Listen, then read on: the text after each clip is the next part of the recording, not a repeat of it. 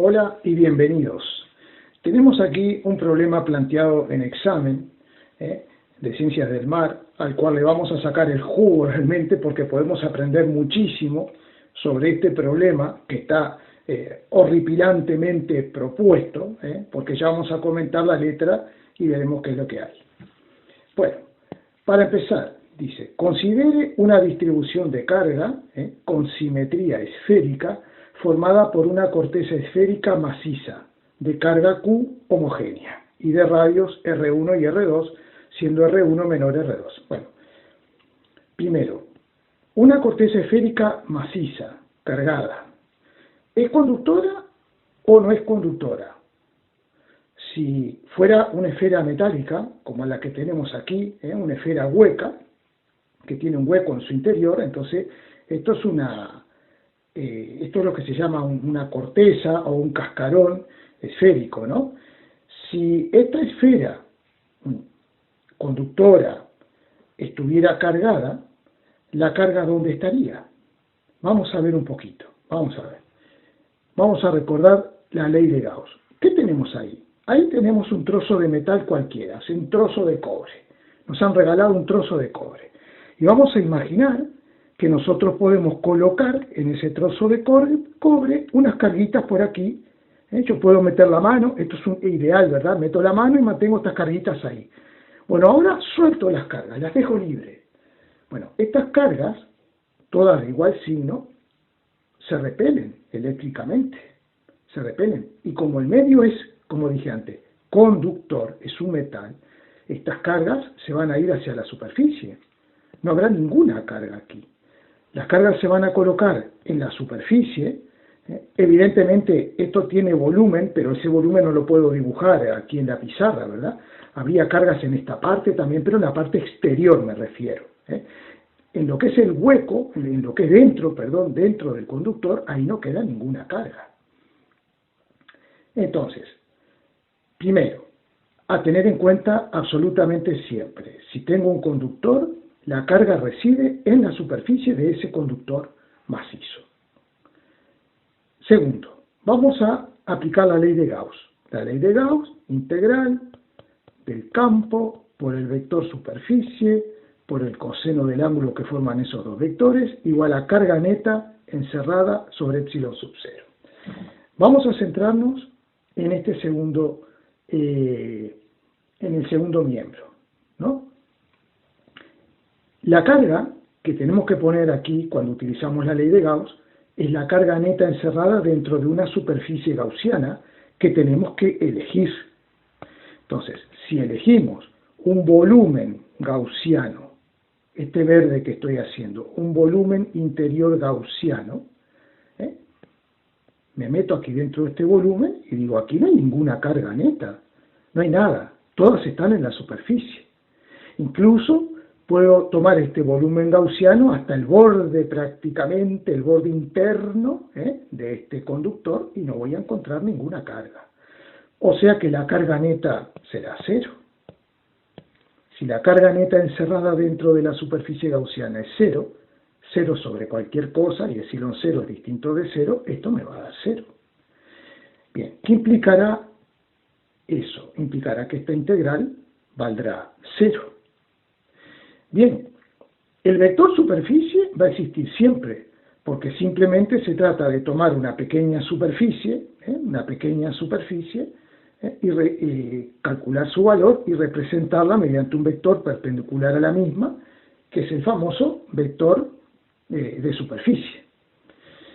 Entonces, lo que va a ser cero en esta integral es el campo eléctrico, que es evidente. Si no hay ninguna carga eléctrica aquí dentro, el campo eléctrico será cero.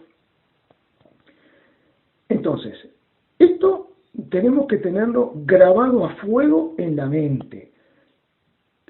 Cuando tengo un conductor macizo, en equilibrio electrostático, primero, la carga residirá en la superficie. Y la consecuencia que eso tendrá es que el campo eléctrico dentro del conductor será cero. Entonces, vamos al primer caso. Si aquí hubiera una carga eléctrica en esta esfera metálica, pues esa carga eléctrica estaría situada, vamos a hacerla con color verde, esa carguita, si fuera positiva, estaría situada en la superficie externa. Voy a dibujar algunas, nada más, si no me paso todo el tiempo del vídeo dibujando carguitas. Es decir, la carga va a recibir en la parte exterior de este cascarón, porque, como dijimos antes, si elijo un punto, el campo eléctrico ahí será cero. Si elijo este otro punto, el campo eléctrico deberá ser cero. Cualquier punto que elija dentro de este conductor, este cascarón esférico conductor, el campo será cero. La letra nos dice que la corteza es maciza, pero no nos dice si es conductora. Nos dice que tiene una carga Q, homogénea. No entendemos muy bien qué quiere decir con homogénea. Supongo yo que lo que querrá decir es que está homogéneamente distribuida en la superficie. Por otro lado, yo tengo todo el derecho del mundo a suponer que la esfera sea no conductora, una esfera de goma, por ejemplo. Bueno, si es una esfera no conductora y alguien puso esta distribución de carga en el interior de la esfera, esas carguitas se van a mantener ahí y no van a poder desplazarse porque el medio es no conductor. Por lo tanto, el campo eléctrico en cualquier punto, como demostraremos después, no va a ser cero. Entonces, no podemos plantear una letra de examen donde el alumno no tenga claro qué es lo que se le está pidiendo, porque, como veremos, esta situación y esta son absolutamente diferentes. ¿Qué es lo que vamos a hacer? Como lo que queremos es aprender, porque en el examen habría que preguntarle, levantar la mano y preguntar, pero usted me está hablando de una corteza esférica maciza, ¿conductora o no conductora? Porque ¿a qué se refiere con corteza esférica maciza de carga Q?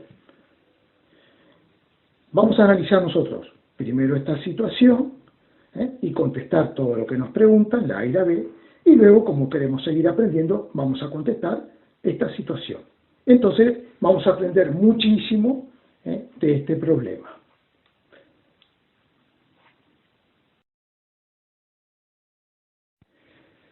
Vamos a comenzar interpretando que la corteza esférica o cascarón esférico es metálico. Ya habíamos dicho que la carga estará situada en la superficie. Ahora, también en el problema se nos dice que introducimos de alguna forma una carga Q y la colocamos aquí en el centro, una carga Q positiva aquí en el centro. Entonces tenemos que ver las consecuencias de colocar esta carga Q. Carga Q positiva y tendríamos esta distribución de carga positiva. Bien, entonces, ¿qué va a pasar? Que de todas formas, como las cargas se repelen, estas cargas se mantendrán donde están, ahí afuera. Si elegimos una esfera gaussiana, vamos a tener en cuenta lo siguiente. Vamos a elegir una esfera gaussiana y vamos a colocarnos dentro del conductor. Esta esfera gaussiana verde, vamos a colocarnos ahí dentro del conductor. Nosotros habíamos dicho que el campo eléctrico en cualquier punto del interior de un conductor, el campo eléctrico es cero. Quiere decir que para puntos ubicados en esta superficie gaussiana, el campo, en cualquier punto, el campo eléctrico será igual a cero. Entonces, si aplicamos la segunda ley, la ley de Gauss, establece la integral de superficie cerrada de el módulo del campo por el módulo del vector superficie por coseno de alfa igual a carga neta sobre epsilon sub 0. Como tenemos la certeza, porque creemos en la ley de Gauss, de que el campo eléctrico tiene que ser cero, como este término es cero, toda esta integral nos dará igual a cero. ¿Eso a qué nos lleva? Eso nos lleva a que la carga neta sobre epsilon sub 0 deberá ser igual a 0 y por tanto la conclusión es que la carga neta tiene que ser igual a 0, ¿dónde? Dentro de la superficie gaussiana elegida. Y la superficie gaussiana elegida es esta esfera. Ahora, si nos metemos dentro de la esfera gaussiana, decimos, aquí hay algo que no está bien, porque si hemos asumido que la carga neta tiene que ser 0, yo veo esta carga Q, entonces la carga neta no está siendo 0. Pero, como debe cumplirse la ley de Gauss, dentro de esta esfera gaussiana verde, la carga neta tendrá que ser 0. Para eso, ¿qué vamos a asumir? Vamos a asumir que una carga negativa se va a situar en el interior del cascarón semiconductor y el valor de esa carga negativa será de menos Q. Entonces, ahora sí, más Q menos Q me da una carga total neta dentro de la esfera gaussiana, que es igual a 0. Entonces, todo esto concuerda con la ley de Gauss. Ahora bien, ¿de dónde provienen estas cargas negativas? Bueno, más allá de que el cascarón metálico tuviera un exceso de carga positiva, que a lo mejor lo logró por frotamiento, si frotamos el metal con algún otro elemento, podemos extraer electrones y entonces lograr este exceso de carga positiva.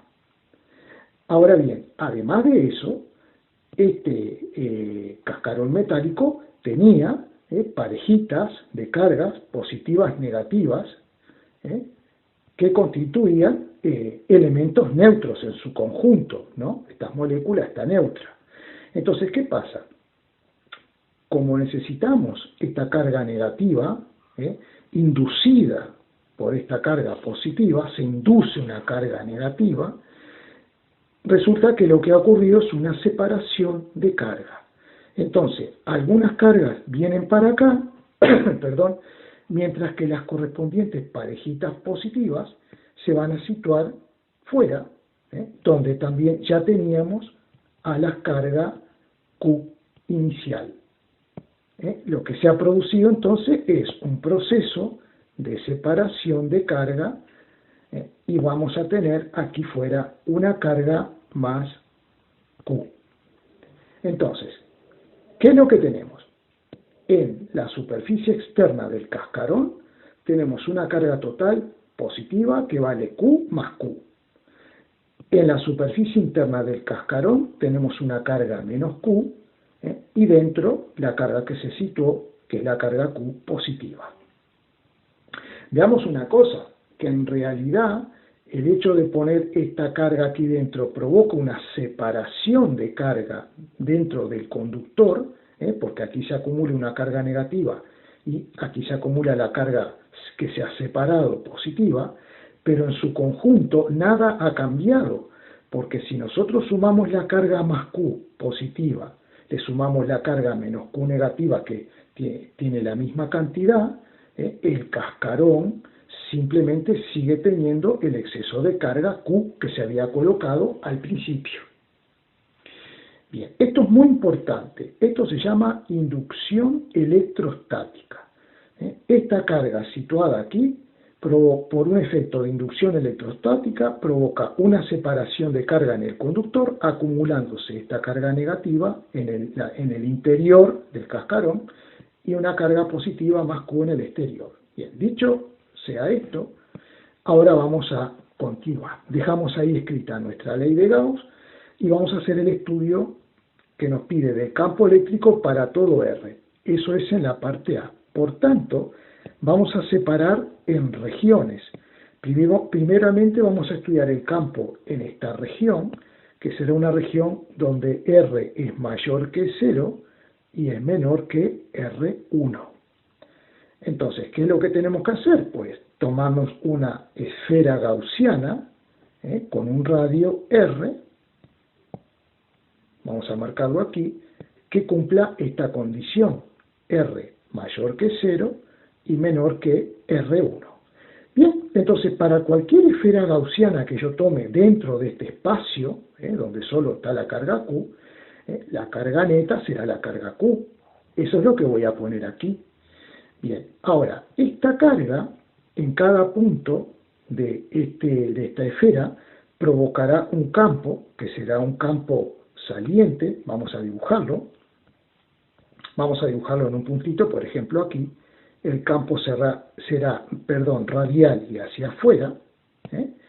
Y si tomamos, como hacemos siempre en una esfera, tomamos una sillita de montar, una pequeña superficie que empieza de este lado y continúa del otro lado, tendremos el vector diferencial de superficie que resultará paralelo al campo eléctrico. Y esto sucederá para cualquier pequeña superficie que yo tome de esta esfera gaussiana. El campo valdrá lo mismo en cualquier punto de la esfera gaussiana, lo quitamos fuera de la integral. Entonces nos queda el campo por la integral del vector superficie. Una cosita, el ángulo que forman estos dos vectores siempre será de 0 grado. Coseno de 0 grado es 1. Y todo esto será igual a Q, como dijimos, sobre epsilon 0. Vamos a poner más Q, porque como por ahí después tenemos una menos Q, vamos a ponerla. Bien. Prosigamos. La integral de superficie implica sumar todos los vectores superficie, que a su vez implica sumar todas las pequeñas superficies que yo haga con la esfera gaussiana, que al final me da la superficie total de la esfera gaussiana, que es 4pi por r al cuadrado. Y podemos despejar el campo eléctrico. Así que el módulo del campo eléctrico es más Q sobre 4pi epsilon sub 0 por r cuadrado. Y recordemos una cosa, que 1 sobre 4pi epsilon 0 es la constante de Coulomb, K, esa que vale 9 por 10 a la 9, por Q sobre r cuadrado. ¿Queremos expresar el campo vectorialmente? No hay ningún problema. Pondremos que el vector campo eléctrico será igual a K por Q sobre r cuadrado y lo multiplicamos por un vector unitario U de r, que lo único que le vamos a exigir a este vector unitario es que apunte en el mismo sentido que el campo, o sea que sea radial y hacia afuera. Es importante, cuando escribo el campo eléctrico como vector, agregar el vector unitario, porque este es un vector que no afecta en absoluto a esta cantidad porque su módulo vale 1, pero como esta cantidad en sí solamente es un número y una unidad, o sea, es una cantidad escalar, para hacer que el vector sea igual a otro vector, es por eso que multiplico por el vector unitario. Muy bien. Ahora vamos a estudiar, ya nos situamos en el conductor y vamos a estudiar la otra región, que será para un R comprendido entre R1 y R sub 2. Entonces, ¿qué dijimos? Estoy dentro del conductor, para un R comprendido entre R1 y R2, estoy dentro del conductor, y ya sabemos entonces que el campo eléctrico es 0, y porque la carga neta será más Q menos Q, me está dando 0. Esto es muy importante. Bien, hay una cosa, hay un caso límite en el caso de que R pequeña sea igual a R1.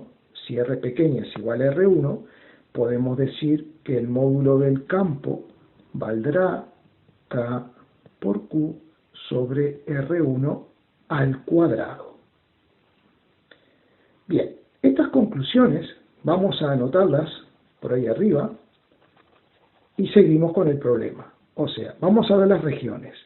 R mayor que 0 y R menor o igual que R1, el campo lo vamos a calcular como K por Q sobre R cuadrado por U de R.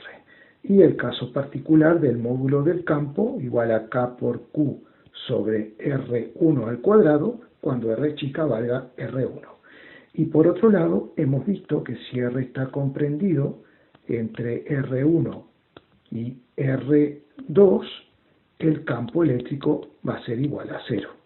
Ya vemos que hay una discontinuidad, porque si R chica vale R1 en este caso, el campo es 0.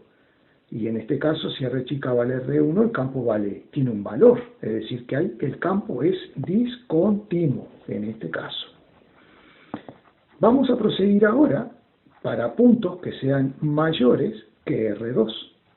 Entonces, para puntos exteriores al sistema, me voy a elegir una esfera gaussiana externa. Vamos a hacer una esfera gaussiana externa, la podemos dejar así, ¿vale? Y vamos a ver lo que pasa aquí. Bien, estoy estudiando para un R que será mayor o igual que R2 y menor que infinito. O sea, para un punto exterior. Vamos a pensar en ese puntito. Bien, ¿qué carga neta tendré yo dentro de esta esfera gaussiana? Porque para saber si hay campo, digo, a ver, tendré carga neta. Bueno, la carga que tengo es Q más Q menos Q más Q. Todo eso es lo que yo veo aquí dentro. O sea que la carga neta que veo es Q más Q menos Q más Q.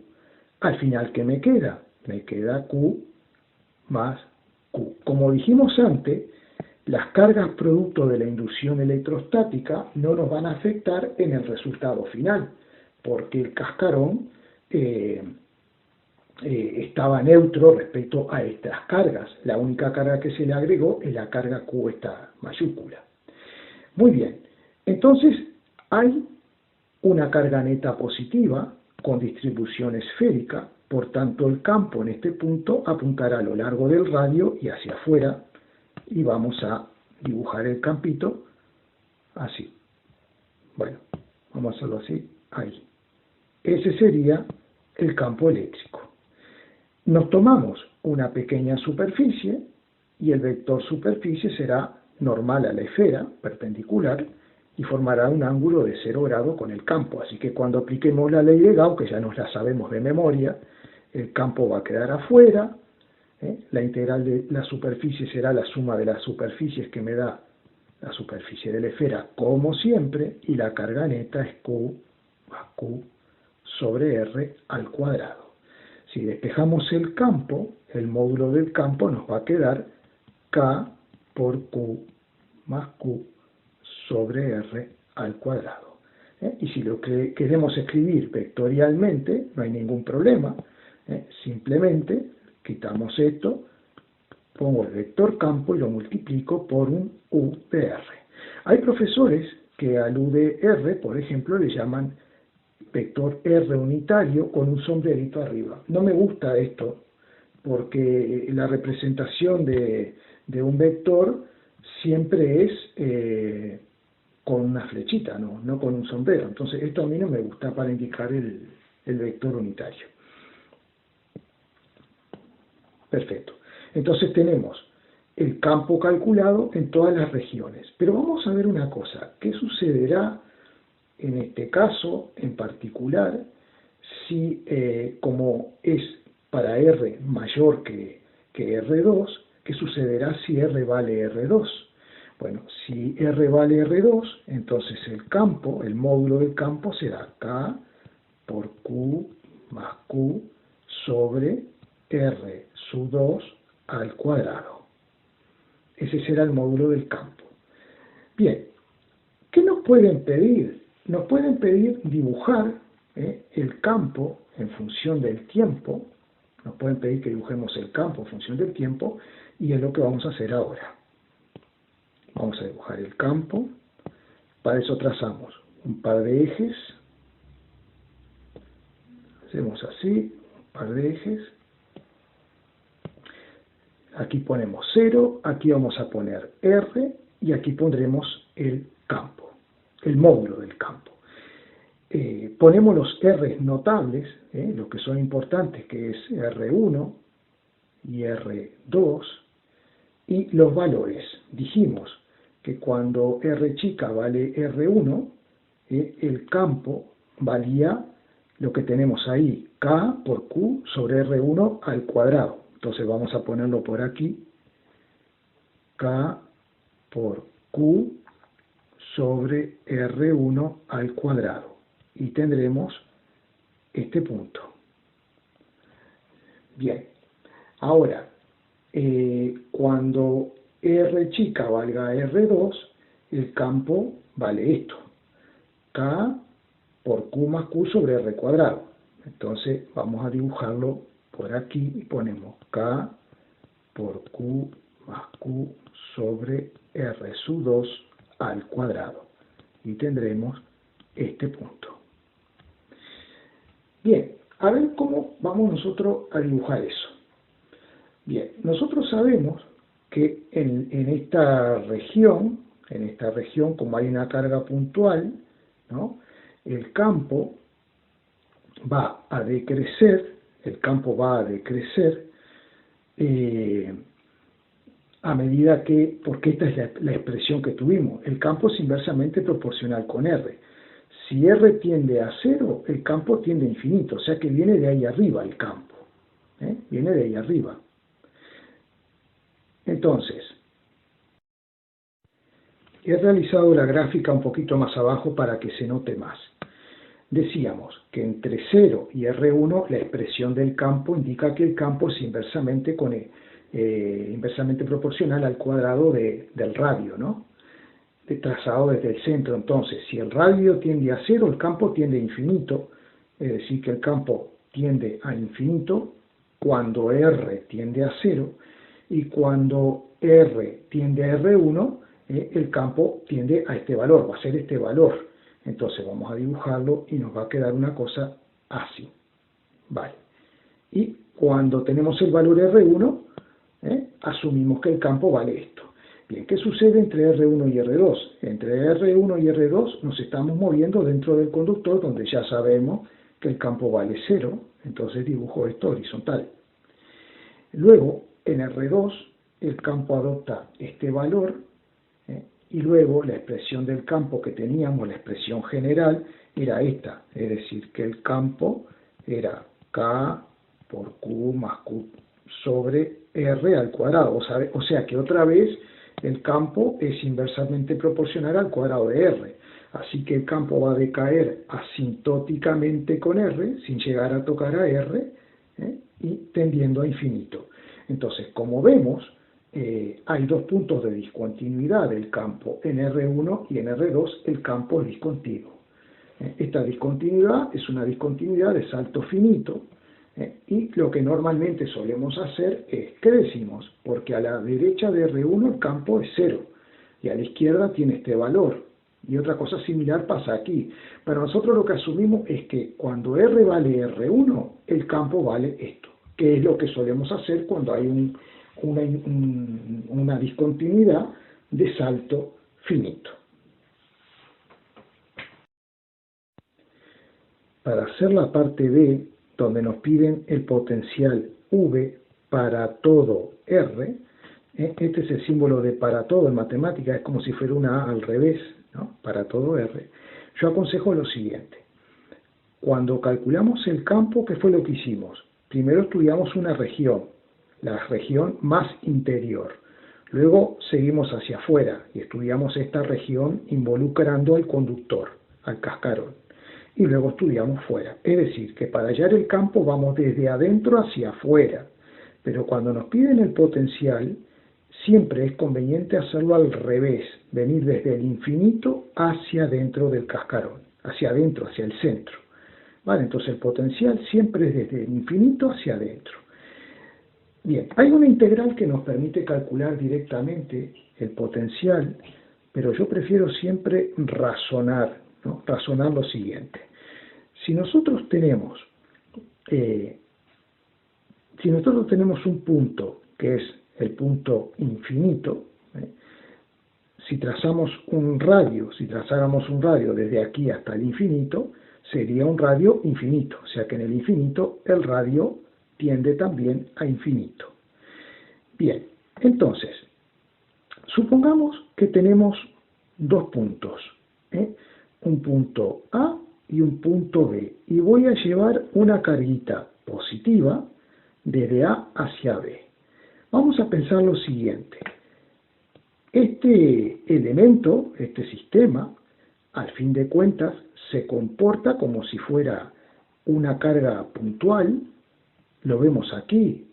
Este sistema se comporta como una carga puntual, donde la carga es Q más Q, porque esta es la expresión del campo de una carga puntual. Ese campo apuntará hacia afuera, ¿no? Esto es como si lo estuviera ubicando aquí en la horizontal, ¿vale? O sea, el campo me va a quedar para afuera, vamos a dibujarlo. El campo me queda en este sentido. Vamos a ponerle campo. Bien, entonces la fuerza eléctrica que experimentará esta carguita de prueba, que siempre le vamos a llamar Q sub 0, a las carguitas de prueba le llamamos Q sub 0 y son siempre positivas, experimentará una fuerza eléctrica en este sentido, en el mismo sentido que el campo. Las carguitas positivas siempre experimentan fuerza eléctrica en el mismo sentido que el campo eléctrico que está establecido ahí donde se encuentra la carga. Bien, si yo quiero mover la carguita entre A y B con velocidad constante, tendré que hacer una fuerza externa cuyo módulo sea idéntico al de la fuerza eléctrica. Así puedo moverla con velocidad constante entre A y B. Entonces, entre A y B yo me voy a desplazar un poquito, me voy a desplazar una distancia que le llamaré, por ejemplo, diferencial de L. Entonces, haré un trabajo. Para realizar un pequeño desplazamiento, haré un trabajo. Bien, ese trabajo yo lo puedo definir como diferencial, vamos a agrandar un poquito esto, diferencial de trabajo, o un elemento de trabajo, será la fuerza externa multiplicada por el de L y por el coseno del ángulo que forma la fuerza externa con dl, porque esta es la definición de trabajo. Claro que el ángulo vale 0 grados, y coseno de 0 grados, esto va a ser 1. Bien, si yo quiero calcular el trabajo total para llevar la carga de A a B, o sea, si yo quiero calcular el trabajo externo total para llevar la carga de A a B con velocidad constante, tendré que resolver esta integral de la fuerza externa por el de L. Pero habíamos dicho que la fuerza externa en todo momento tiene que medir lo mismo que la fuerza eléctrica para poder mover la carga con velocidad constante. Y la fuerza eléctrica sabemos que nosotros la podemos calcular como carga por el campo.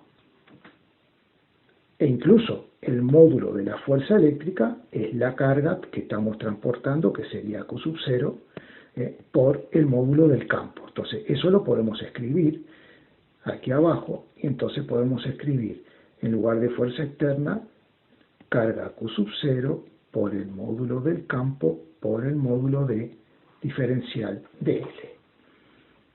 Bien, definimos la diferencia de potencial V sub P menos V sub A como el cociente entre el trabajo externo para llevar la carga desde A hacia B dividido entre la carga Q sub 0.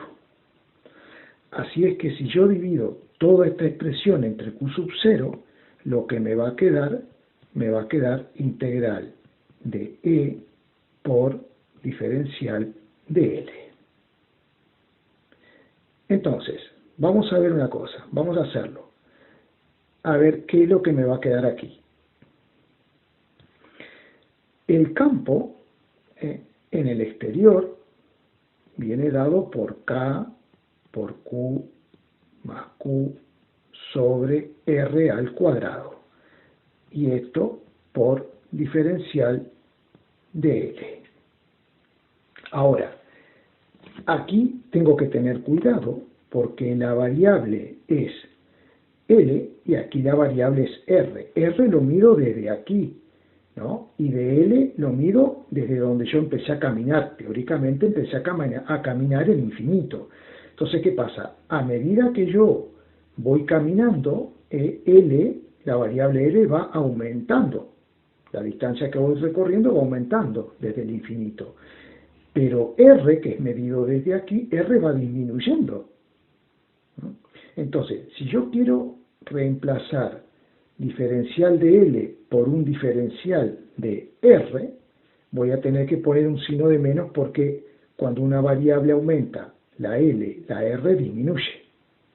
Entonces, para no tener inconsistencias matemáticas, voy a sustituir aquí y poner diferencial de R. Vale, ahora sí, para resolver esa integral voy a poner lo siguiente. Potencial de B menos potencial de A será igual a menos K por Q más Q, lo saco fuera de la integral, y me queda por la integral de 1 sobre R al cuadrado por dr, y le voy a poner límites de integración. Supongamos que el punto A lo ubicamos en el infinito, entonces R es un R que tiende a infinito. Puedo poner entre infinito y el punto B se encuentra ubicado a un cierto R que le llamaré R sub B. Vamos a ponerle R sub B. Bien, el resultado será el siguiente. Menos K por Q más Q. La integral de 1 sobre R al cuadrado nos da menos 1 sobre R. Entonces lo voy a poner aquí. Esa integral me da menos 1 sobre R, que habrá que evaluarla entre R sub P e infinito. Voy a tener que borrar un poquito aquí arriba, ¿no? Entonces, para poder seguir trabajando. En definitiva me queda potencial de B menos potencial de A será igual a menos K por Q más Q. Una cosita que puedo hacer, menos por menos, más. Menos por menos, más. Y me queda 1 sobre R evaluado entre estos límites será 1 sobre RD menos 1 sobre un R que tiende a infinito. Si R tiende a infinito, 1 sobre infinito es 0. O sea que esto será igual a 0. Y también vamos a asumir que si el punto A está en el infinito, el potencial de A lo vamos a considerar siempre igual a 0. Entonces, al final, ¿qué me quedó? Que el potencial de B es K por Q más Q chica sobre RB. Entonces, ¿qué estoy calculando? Estoy calculando el potencial para cualquier punto ubicado entre un R comprendido entre infinito y R sub 2. En el caso particular que R valga, ¿no? En el caso particular que R sub B valga R2, entonces el potencial tendrá la expresión K por Q más Q sobre R2. Bien, muy bien. Ahora tendríamos que estudiar qué sucede, qué va a suceder cuando yo voy desde este punto, cuyo potencial conozco, o sea, si el punto B lo ubico aquí ahora, ¿no? El radio será este radio RB, y si voy hasta un punto cualquiera que le puedo llamar C, que es un punto ubicado dentro del cascarón metálico. Bueno, entonces vamos a hacer ese estudio. Si R está comprendido, ¿no?, entre R1 y R2, entonces cuando vaya a calcular el potencial, me va a quedar lo siguiente. Potencial de C menos potencial de B, que ya lo escribo, K por Q más Q sobre R sub 2, va a ser igual a lo que nos quedaba, que era menos la integral del campo por diferencial de R. Habíamos llegado a eso. Pero ¿qué pasa? Dentro del cascarón el campo es 0. Entonces, si el campo es igual a 0, este resultado es igual a 0 y me quedará que el potencial del punto C es K por Q más Q sobre R sub 2. O sea que C es cualquier punto de este cascarón. Y veo que para cualquier punto C de este cascarón, el potencial adquiere esta expresión. O sea que el potencial es constante.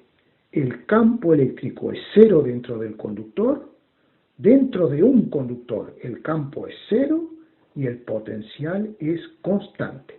Es decir, que el cascarón es un volumen equipotencial, porque tiene igual potencial en cualquier punto. Bueno, vamos a quedarnos simplemente con la idea de que este es el valor del campo, este es el valor cuando estoy dentro, para borrar un poco, porque si no ya no tengo espacio para trabajar.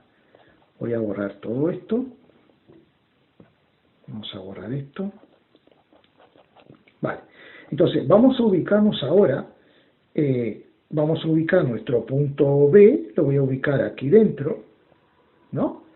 Pero claro, aunque le llame B o C, da igual, yo sé que el potencial en este punto, como estoy dentro de una equipotencial, va a ser esto, ¿no? El potencial de B será ese. Y voy a elegir un punto cualquiera, que le voy a poner un nombre, yo que sé, cualquiera, A, por ejemplo, que tendrá un radio R sub A. Entonces pondré potencial de A menos el potencial de B, que ya sabemos que es K por Q más Q sobre R sub 2, y será igual a menos la integral del campo, que el campo ahí adentro habíamos visto que era K por Q sobre R al cuadrado por diferencial de R, y todo esto lo vamos a integrar entre R1 y un RA genérico cualquiera, porque vamos desde el punto B ubicado a un R1 hasta un RA donde está ubicado el punto A. Bien, entonces esto nos va a quedar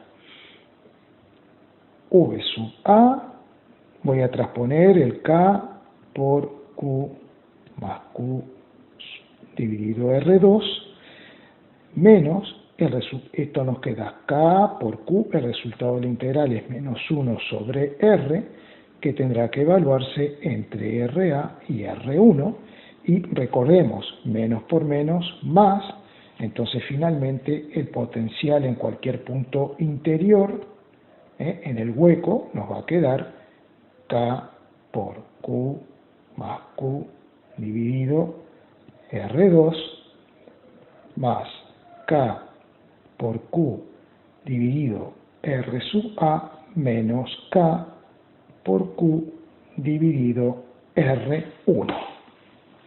Muy bien. Entonces, ¿qué voy a hacer ahora? Voy a anotar aquí arriba este resultado para proceder a hacer la gráfica y ver si el potencial es una función continua o no es una función continua. R2 más K por Q sobre RA menos K por Q sobre R sub 1. Bien, vamos a borrar esto y vamos a proceder a hacer la grafiquita a ver qué pasa. Vamos a hacer los ejes. Por aquí un eje, por aquí el otro eje. Ponemos el potencial que estará en volt, R que estará en metros, y ponemos por ahí R1 y R2, que es donde se producen los cambios. Bien, vamos a analizar un poquito. Entre 0 y R1.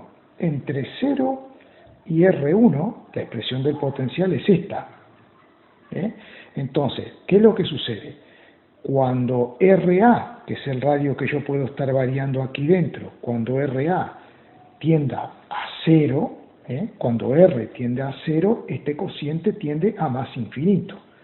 Entonces, estos resultados no van a influir en absoluto. Entonces, ya puedo empezar a hacer un esbozo de la gráfica indicando que el potencial se me va a más infinito cuando R tiende a 0. ¿Qué sucede cuando R vale R1?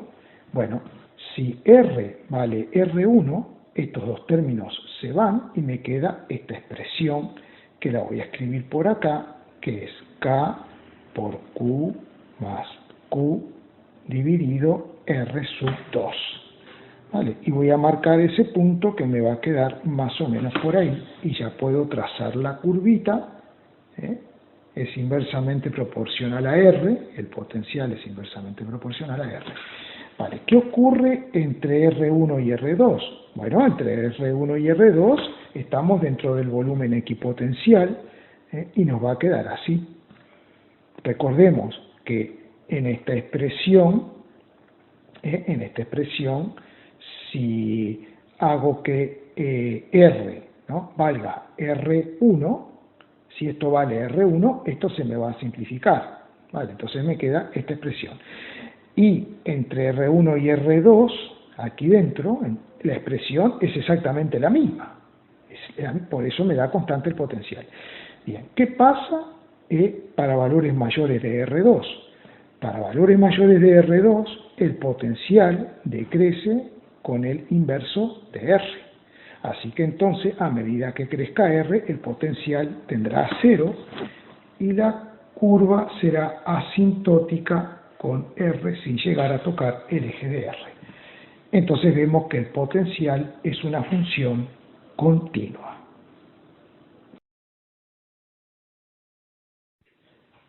Vamos a suponer ahora el caso en que el cascarón esférico sea no conductor y tenga en todo su interior una distribución uniforme de carga total Q. Entonces, en este caso, a pesar de que las cargas se repelen entre sí, porque son todas positivas, no se pueden mover porque el medio es no conductor. Por tanto, el campo eléctrico no va a ser cero aquí, y no vamos a tener en cuenta el efecto de la inducción electrostática. Entonces, ¿cómo vamos a analizar ahora este caso? Bien, lo primero vamos a establecer para estudiar una región para R mayor que 0 y menor o igual que R1. Bien, en este caso, que es idéntico al que ya hemos visto, nosotros vamos a tener que tomar una esfera gaussiana concéntrica con la carga para un radio R y vamos a ver que para esa esfera gaussiana el campo eléctrico creado por esta carga Q, ya sabemos cuál es la expresión de ese campo eléctrico. El campo eléctrico creado por una carga puntual es simplemente K por Q sobre R al cuadrado multiplicado por un vector unitario U de R en la misma dirección y sentido que el campo, que será hacia afuera. Bueno, vamos a dibujar el campo, aunque sea en este punto.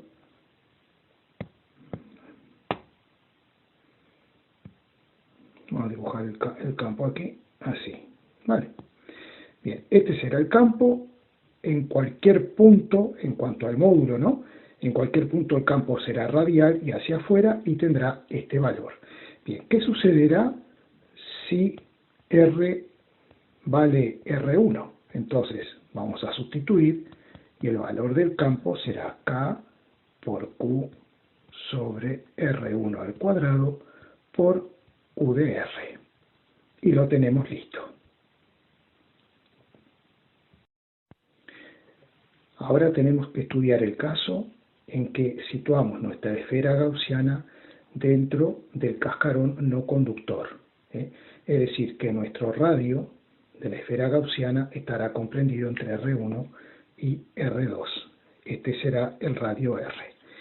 Bien, tenemos una distribución uniforme de carga positiva y la carga esta positiva en el centro, por lo tanto hay una simetría esférica, lo que nos permite decir que el campo eléctrico, que lo dibujé con color lila en diferentes lugares, en diferentes puntos de la esfera gaussiana, será radial y hacia afuera. Y luego el vector superficie, evidentemente, será paralelo al vector campo, de manera que el ángulo será 0 y el coseno del ángulo, coseno de 0 es 1, en la ley de Gauss. Cuando intentamos aplicar la ley de Gauss aquí, tenemos que tener en cuenta que el campo, como es uniforme, el módulo será fuera de la integral, después nos quedará integral de superficie como siempre, que es 4pi por r al cuadrado, esto siempre nos queda igual, pero la carga neta que yo veo dentro de esta esfera gaussiana, del borde verde este que está aquí, yo veo a la carga Q, veo la carga Q más la carga Q', que es la porción de carga que tiene el cascarón encerrado por la esfera gaussiana, que no es Q, sino que es una parte de Q. Todo esto dividido epsilon sub 0. Entonces, ¿cómo podemos hacer para calcular Q', que es la porción de carga que hay encerrada aquí? Bueno, muy fácil. Como la distribución de carga es homogénea, nosotros tenemos que la densidad volumétrica de carga ρ es constante, y esto significa, como ρ es la carga sobre volumen, que esto será una cosa constante. Entonces, si yo divido la carga Q entre el volumen que ocupa, y el volumen que ocupa toda la carga el volumen será la esfera, una esfera total de radio R2 menos el hueco este de radio R1. Ese será el volumen que ocupa la carga Q. Ese volumen es 4/3 de pi, entonces, por R2, R sub 2 al cubo, menos 4/3 de pi por R1 al cubo. Y esta relación será igual que si yo divido Q' entre el volumen que ocupa Q', que será el volumen de una esfera de radio R menos el hueco de radio R1. Es decir, que sería 4/3 de pi por R al cubo menos 4/3 de pi por R1 al cubo. Bien, ¿qué podemos simplificar? Podemos simplificar 4/3 de pi, que aparece en todos los términos del denominador, y si despejamos Q', nos va a quedar igual a Q multiplicado por R al cubo menos R1 al cubo, dividido R sub 2 al cubo menos R1 al cubo, eso será la carga Q'. Por tanto, sustituyendo en la expresión del campo, esto nos quedará igual a esto. El campo por 4pi por r al cuadrado será igual a Q más Q', que es Q por r al cubo menos R1 al cubo, dividido R2 al cubo menos R1 al cubo. Esto voy a ajustarlo un poquito. Todo esto dividido entre epsilon sub 0, y esto es igual al campo por 4pi r al cuadrado. Y lo que voy a hacer ahora, el 4pi r cuadrado, lo voy a poner aquí debajo dividiendo 4pi r al cuadrado, y entonces tenemos la forma para calcular el campo, y lo multiplicamos por un vector unitario radial y hacia afuera. Esa es la expresión del campo. Entonces, vamos a escribirla por aquí, y vamos a ver en los límites de R, a ver qué es lo que pasa con esa expresión del campo. Bien, sería Q más Q por R al cubo menos R1 al cubo, dividido R sub 2 al cubo menos R1 al cubo, sobre 4pi epsilon sub 0 por r al cuadrado, multiplicado todo por el vector unitario. ¿Qué sucedería si r es igual a R1? Si r fuera igual a R1, ¿no?, estaríamos situados en la esfera gaussiana verde, estaría en el borde interno, y por tanto el campo debería ser el campo creado por una carga puntual Q, que es K por Q sobre R al cuadrado. Entonces, si R vale R1, este término se me hace 0, 0 sobre cualquier cosa me da 0, entonces el campo eléctrico efectivamente me quedará igual a Q sobre 4pi epsilon 0 por R cuadrado por U de R, que es el campo creado por una carga puntual, es decir, K por Q sobre R al cuadrado. Y si, por ejemplo, ¿qué sucedería si R pequeña fuera igual a R2? Bueno, entonces la carga total que yo vería si me tomo una esfera gaussiana justo acá en el borde, la carga neta sería esta carga más la carga Q. Es decir, que arriba me quedaría la carga Q más Q pequeña más Q grande. Vamos a ver si es así. Entonces, si R vale R2, el campo sería igual a, me queda Q más Q por R2 al cubo menos R1 al cubo dividido R2 al cubo menos R1 al cubo sobre 4pi epsilon 0 por R sub 2 al cubo. Aquí me faltó poner que esto es R1 porque la condición era R1.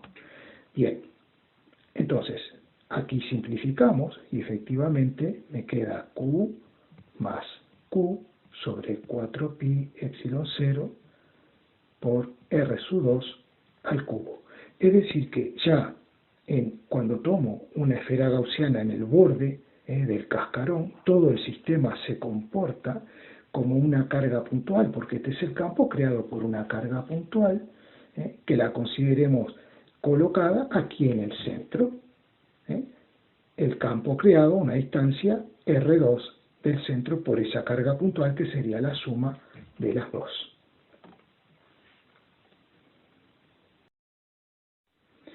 Ahora queremos saber el campo para cualquier punto exterior al cascarón no conductor. Entonces, ¿qué es lo que hacemos? Tomamos una esfera gaussiana por fuera y vemos que, dada la simetría esférica que sigue existiendo, por supuesto, el campo será radial y hacia afuera, y en cada punto de la esfera gaussiana de color verde el campo tendrá el mismo módulo. También con el vector superficie formará un ángulo de 0, el coseno será 1, y por tanto, si aplicamos la ley de Gauss, nos quedará el campo por la superficie gaussiana, 4πr cuadrado. Esto va a ser igual a la carga neta. ¿Y cuál es la carga neta que yo veo? La carga neta que veo es la carga Q más Q sobre R al cuadrado.